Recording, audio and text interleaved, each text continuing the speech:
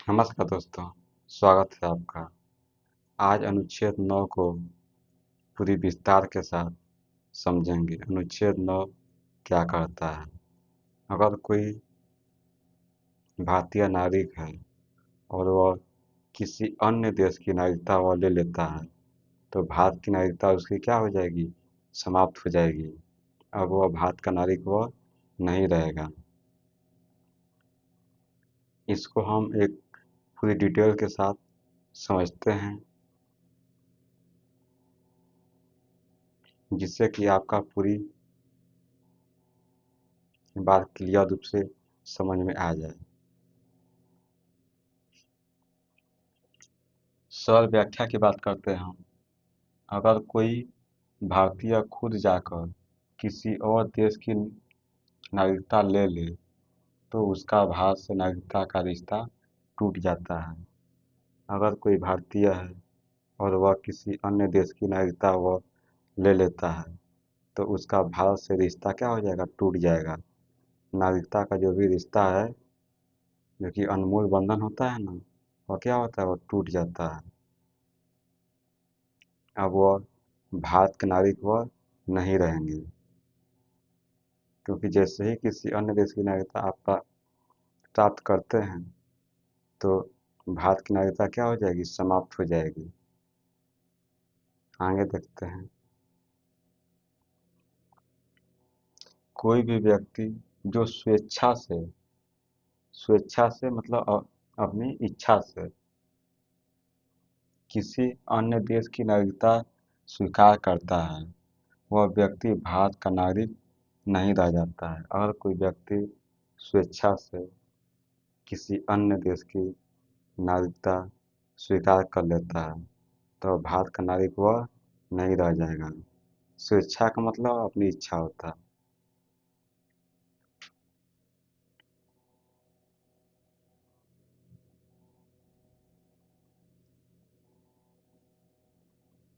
वह व्यक्ति भारत का नागरिक नहीं रह जाता है।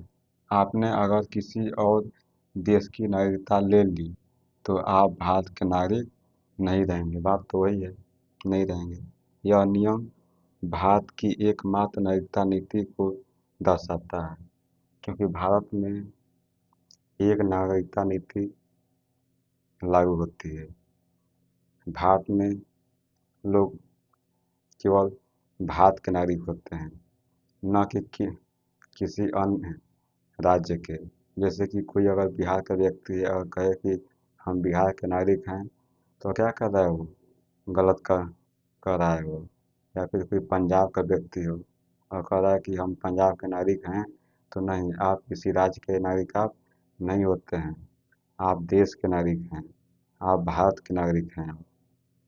तो इतना आप समझ गए होंगे। और देखते हैं ऐतिहासिक उदाहरण। अगर देखें हम, राजीव इंग्लैंड गए। राजीव कोई व्यक्ति हैं, वह इंग्लैंड गए। वहाँ उन्होंने ब्रिटिश नागरिकता स्वीकार की। जब इंग्लैंड गए वह, और वहाँ पर उन्होंने ब्रिटिश नागरिकता स्वीकार कर ली।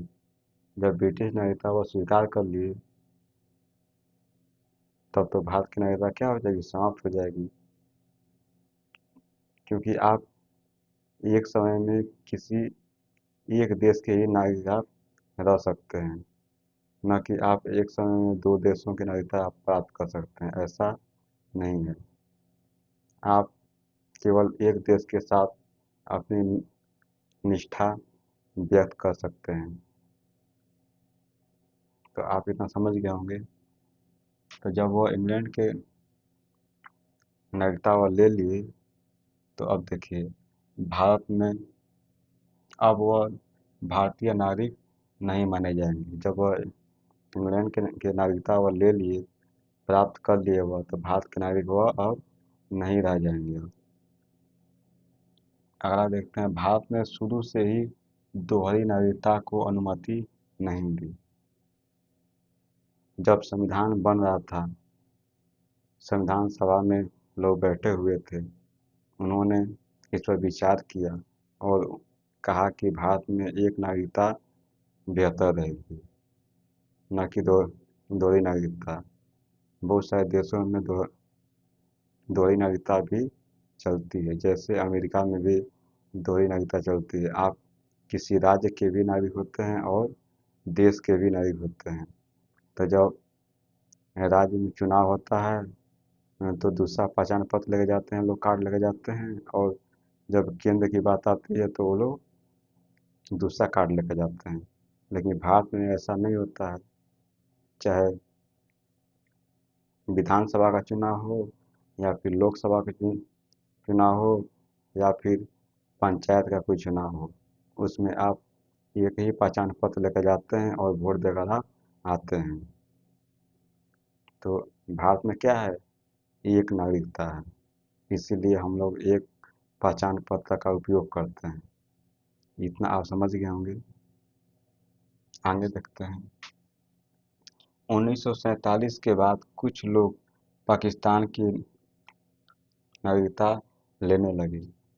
1947 में जब देश आज़ाद हुआ तो बहुत सारे लोग भारत से पाकिस्तान जा रहे थे, बहुत सारे लोग पाकिस्तान से भारत आ रहे थे। तो बहुत सारे लोग ऐसे भी थे जो कि भारत के थे, के क्षेत्र में रहते थे, लेकिन वह क्या करने लगे, पाकिस्तान जाने लगे और पाकिस्तान की नागरिकता वह प्राप्त करने लगे।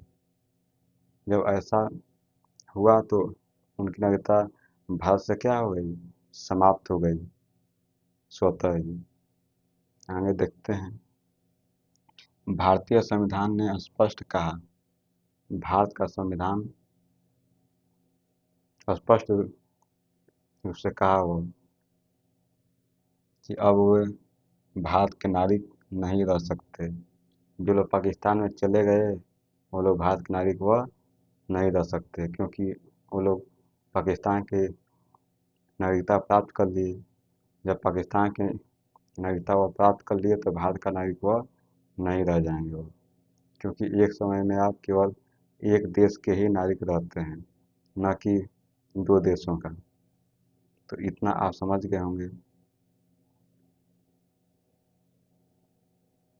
तो अब भारत के नागरिक नहीं रह सकते, इतना समझ गए होंगे आप।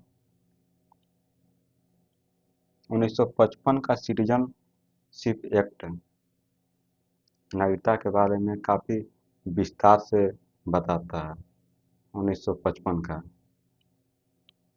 सुप्रीम कोर्ट का निर्णय 1955 में इजहार अहमद खान बनाम भारत संघ, इजहार अहमद खान बनाम भारत संघ 1955 में एक केस हुआ था, जिसमें सुप्रीम कोर्ट ने फैसला दिया कि भारत में दोहरी नागरिकता नहीं चलती है, भारत में केवल एक ही नागरिकता चलती है, क्योंकि भारत में दोहरी नागरिकता स्वीकार नहीं होती है।